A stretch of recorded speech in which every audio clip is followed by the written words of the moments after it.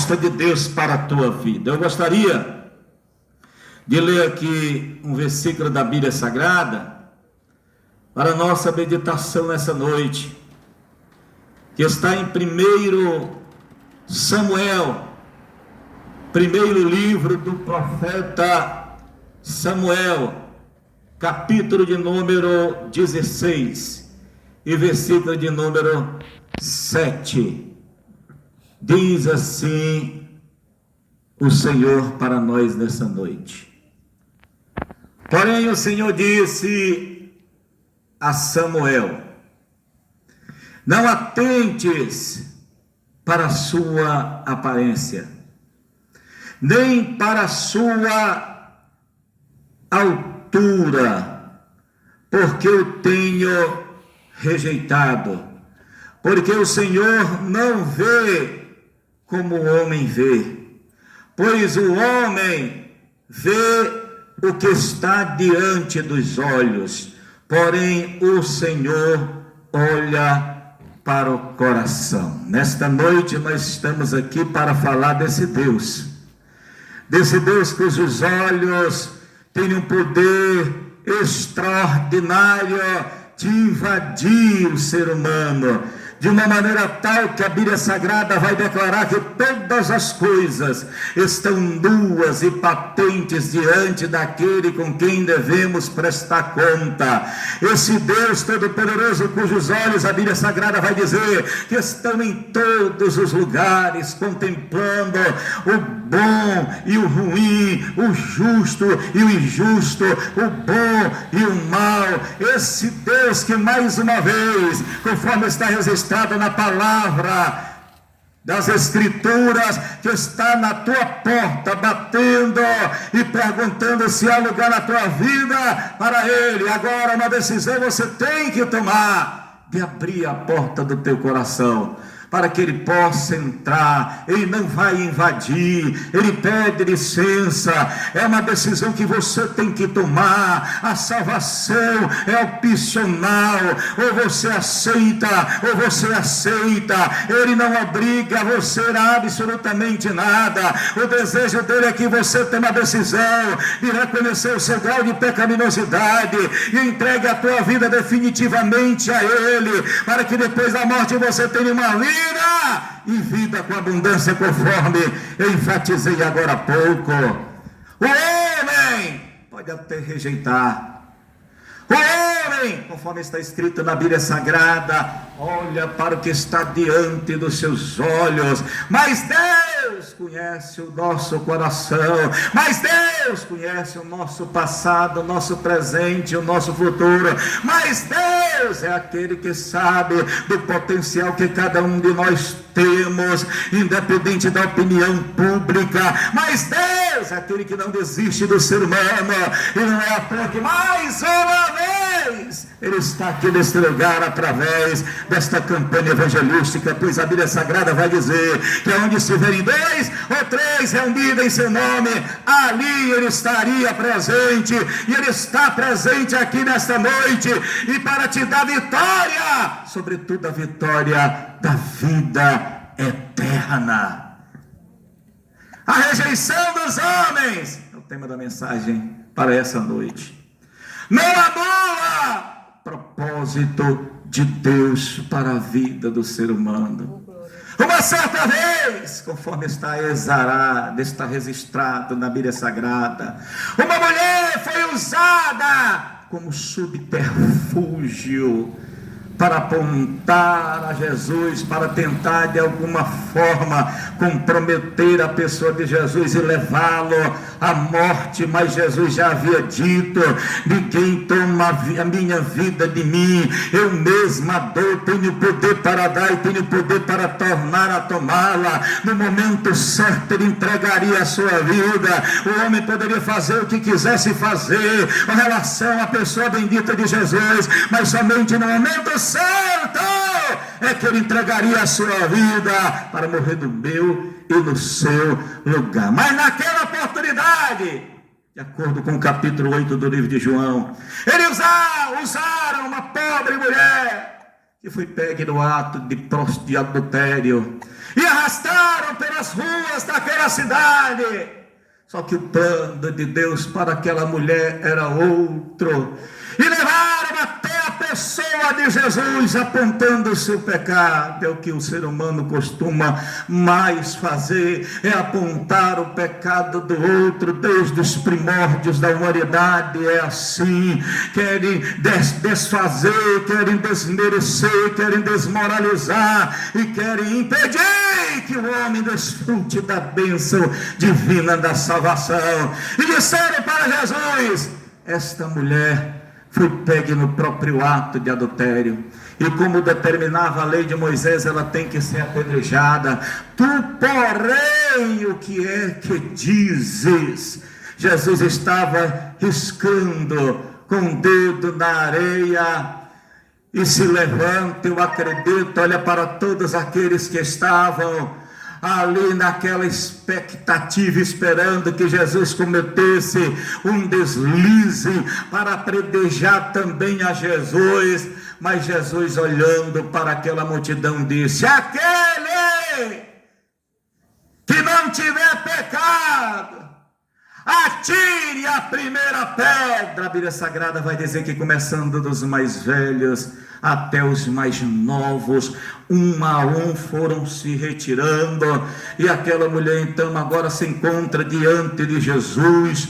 Como você talvez tenha sido vítima de muitas críticas, acusações, tenha sido taxada como uma pessoa que não tem moral algum, nesta noite está diante de Jesus, e a palavra de Jesus para você é a mesma para aquela mulher. A mulher disse, Jesus olhou para ela e disse: ninguém te condenou? A mulher disse: não, nem eu também, porque Jesus não veio para condenar o mundo, Jesus veio para salvar o mundo. O propósito superior, supremo de Deus é que você seja salvo e desfrute da vida eterna, porque existe uma vida após a morte. A rejeição dos homens não anula o propósito de Deus. Aqueles homens pensavam que iam comprometer a pessoa de Jesus e talvez apedrejar-se em praça pública aquela pobre mulher, mas o propósito de Deus para ela era revelar o caminho da vida eterna, e o caminho da vida eterna está sendo revelado aqui nesta noite. Foi Jesus, em o capítulo 14, versículo 6 do livro de Joel, que declarou, e mais uma vez, através da nossa vida declara: eu sou o caminho, a verdade e a vida, e ninguém vem ao Pai senão por mim. O caminho que te leva à vida eterna é Jesus. Ele está aqui mais uma vez para te revelar esta bênção divina da salvação. Mas o ser humano inconformado, noutra oportunidade também, se escandalizou pelo que aconteceu durante o ministério terreno de Jesus. Jesus, na condição de ser humano, ele tinha sede, e no belo dia, cansado da caminhada no ministério de evangelismo, ele parou junto ao poço de Jacó e ficou ali na expectativa, enquanto os discípulos foram à cidade comprar comida para eles se alimentarem. De repente chega uma mulher samaritana, e havia naquela época uma rivalidade entre judeus e samaritanos, mas Jesus ultrapassa qualquer fronteira de rivalidade. E naquela hora a mulher chega e Jesus olha para ela e disse: dá-me de beber. A mulher de imediato percebe que ele era judeu e diz: como é que podes, tu sendo judeu, pedir água a mim que sou mulher samaritana? Jesus olha para ela e disse: se tu soubesse aquele que te pede água, tu lhe pedirias água e ele daria água a jorrar para a vida eterna. Aquela mulher disse: como é que tu pode pegar essa água? Tu não tem com que tirá-la. E ele disse: aquele que beber desta água tornará a ter sede, mas aquele que beber da água que ele der, nunca mais terá sede, porque a água que ele der, para dele uma fonte a jorrar para a vida eterna. E a água que Jesus está servindo aqui nesta noite, através da sua palavra, por meio do Espírito Santo, que convence o homem da justiça, do juízo e do pecado, garante para você a vida eterna. Os discípulos chegaram, ficaram escandalizados, em estado extremo de admiração, porque perceberam que ele estava conversando com uma mulher samaritana. Mas o diálogo ainda continuou. E Jesus ali naquela hora se revelou como Deus encarnado. Não é à toa que a terminologia Emmanuel, usada na Bíblia Sagrada, que significa Deus conosco. O Deus Todo-Poderoso se materializa, Ele incorpora, Ele toma forma humana, vive entre nós, para que a gente tenha a oportunidade da salvação. Porque também existe inferno. E durante aquele diálogo, a mulher disse, Jesus disse: vai chamar o teu marido. Ela pega e diz: eu não tenho marido. E Jesus então revela o passado daquela mulher.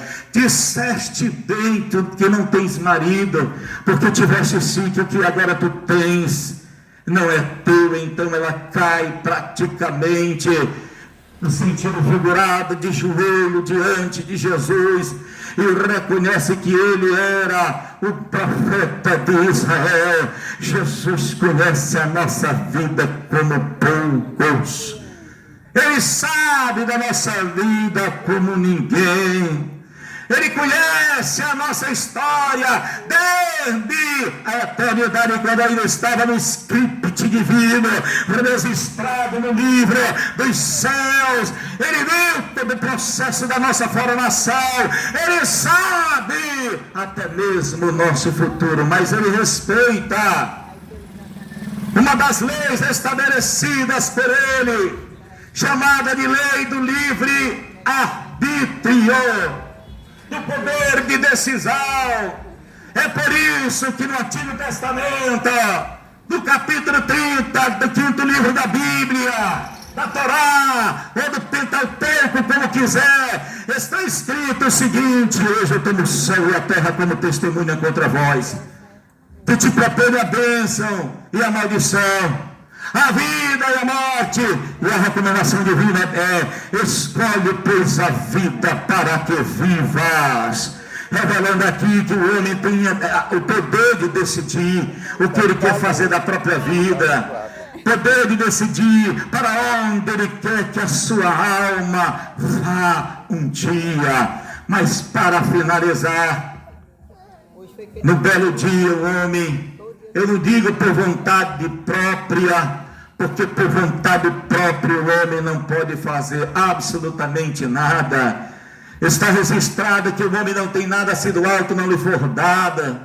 Está registrado que sem mim nada podeis fazer. Tudo gira em torno de uma manifestação sobrenatural, oriunda do trono da graça. Graça que significa concessão da bondade de Deus. Alguém que não tinha nenhum direito a ela. Que direito a gente tinha a salvação? Capítulo 3 de Romanos, capítulo 14 de Salmos, capítulo 51 de Salmos também faz menção do mesmo texto, que Deus olhou de cima para baixo, não viu um justo sequer, não havia ninguém que fizesse o bem, todos haviam se extraviado e juntamente se fizeram inúteis. Aí lá no versículo 23 do capítulo 13 de Romanos vai dizer que todos, sem exceção, pecaram e destituídos estão da glória de Deus. Então a salvação é pela graça, mediante a fé. Isso não vem de vós. Não é porque você é bonito, não é porque você é inteligente, não é porque você é rico, não é porque você é pobre, não é porque você é feio, não é porque você é magro, não é porque você é gorda, não é por absolutamente nada, não é mérito humano, é dom de Deus, é presente. Deus gosta de dar presente. E num belo dia um homem, tocado pelo Espírito de Deus, embora a Bíblia Sagrada não revele na sua totalidade, mas está nas entrelinhas, subtende-se que foi assim, tocado pelo Espírito de Deus que convence, como eu mencionei agora há pouco, o homem do pecado, ele resolveu procurar a Jesus. Porque sabia que Jesus ia passar ali, naquele lugar. Mas uma multidão muito grande estava alvoroçada, se acotovelando, também com a mesma intenção de saber quem era esse tal Jesus. E ele, como era de pequena estatura, teve dificuldade de pelo menos ver quem era Jesus. Mas ele não desistiu. A Bíblia Sagrada diz que ele sobe no pé de uma figueira brava, de um sicômoro, de uma árvore estéril. E lá estando, quando Jesus passa por aquele lugar, Jesus olha para ele e diz: Zaqueu, desce depressa, porque hoje me convém hospedar na tua casa. É o que Jesus quer nesta noite, é que você desça depressa. Descer fala de reconhecer que precisa, de reconhecer que nada é, de reconhecer que precisa urgentemente da intervenção do Deus Todo-Poderoso, que te deu uma casinha, de um Deus Todo-Poderoso que te deu uma família, de um Deus Todo-Poderoso que ainda sustenta o fôlego de vida em você, de um Deus Todo-Poderoso que tem te guardado até o presente momento, porque o diabo, nosso adversário, diz a Bíblia Sagrada, em 1 Pedro capítulo 5, versículo 8, anda em derramar procurando a quem possa tragar, e conforme costuma se usar, capítulo 10 de João, ele veio senão para matar, roubar e destruir. É Deus quem tem te guardado desse nosso arco adversário, que tentou até o presente momento ceifar a tua vida, mas hoje a vida eterna bate na tua porta. E aquele homem é um homem rejeitado. Capítulo 19, versículo 7 do livro de Lucas vai dizer que era colocado em pé de igualdade com as meretrizes, com as prostitutas. Mas como eu falei a princípio, a rejeição dos homens não anula o propósito de Deus. O propósito de Deus um dia foi salvar aquela mulher adulta, e ele salvou. O propósito de Deus um dia foi alcançar aquela mulher que estava em um relacionamento, e um relacionamento estável, depois de já 5 relacionamentos, uma mulher que era discriminada pela sociedade, e salvou. O propósito de Deus naquele dia também foi salvar esse homem rico, aquele homem que era discriminado e rejeitado pela sociedade. Eu não sei quem é você, não estou vendo você, mas Deus está vendo e sabe quem é você, e o que tem dito a seu respeito, e ele hoje tem um propósito de salvação. Daqui a pouco vai ser feito o convite para você aceitar Jesus como seu único, suficiente Salvador. Talvez neste momento você não sinta absolutamente nada de sobrenatural, mas eu lhe garanto, com base na minha experiência própria de vida, que a sua vida vai ser transformada, tal qual foi da água para o vinho no dia de Caná da Galileia. Uma mudança radical vai acontecer na sua vida, porque na minha vida aconteceu. Um dia pessoa rejeitada pelas pessoas. Um dia eu andava fazendo aquilo que era mal aos olhos do Senhor. Um dia eu estava no caminho que ia me levar à condenação eterna. Um dia eu estava numa condição que não tinha formação acadêmica nem universitária, e era um caso perdido para a humanidade. Era uma pessoa totalmente rejeitada, mas como eu disse a priori, a rejeição dos homens não anula o propósito de Deus. E resolvi procurar Jesus, movido pelo Espírito Santo. E quando entreguei a minha vida a Jesus, naquele dia eu não senti absolutamente nada de sobrenatural. Mas no dia seguinte, tudo aquilo que eu fazia e que comprometia a minha saúde, bem como o destino da minha alma, não tive mais desejo de fazer. Eu senti que a minha vida foi transformada, assim como Ele quer transformar a tua vida nesta noite. Ele quer te dar vida, e vida com abundância. Que Deus abençoe a todos, em nome de Jesus. Amém.